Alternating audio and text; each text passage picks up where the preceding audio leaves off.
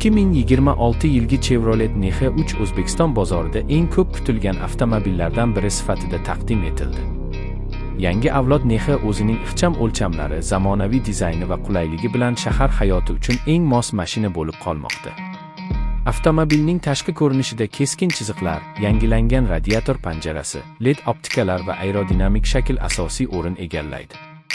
Bu unga nafaqat zamonaviylik, balki energiya samaradorligini ham beradi.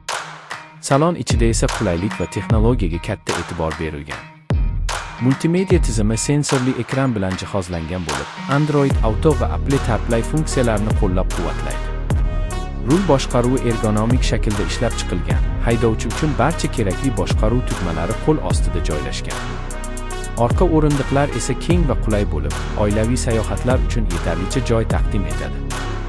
Texnik jihatdan qaraganda 2026 yilgi Chevrolet NX3 bir nechta dvigatel variantlari bilan taqdim etiladi.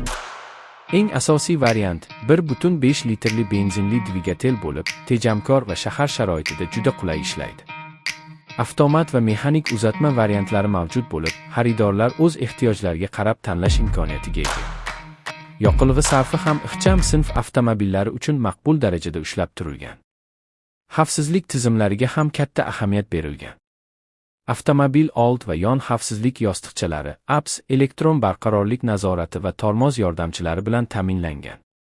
Shuningdek, yangi NXda orqa kamera va parking sensorlari ham mavjud bo'lib, haydovchilarga shahar sharoitida qulaylik yaratadi.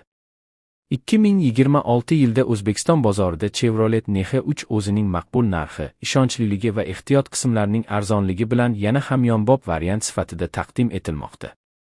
Bu avtomobil nafaqat yangi haydovchilar, balki oila uchun ham qulay tanlov bo'ladi. Agar siz shahar ichida ixcham, tejamkor va ishonchli mashina qidirsangiz, 2026 yilgi Chevrolet NX3 albatta e'tiboringizga loyiq.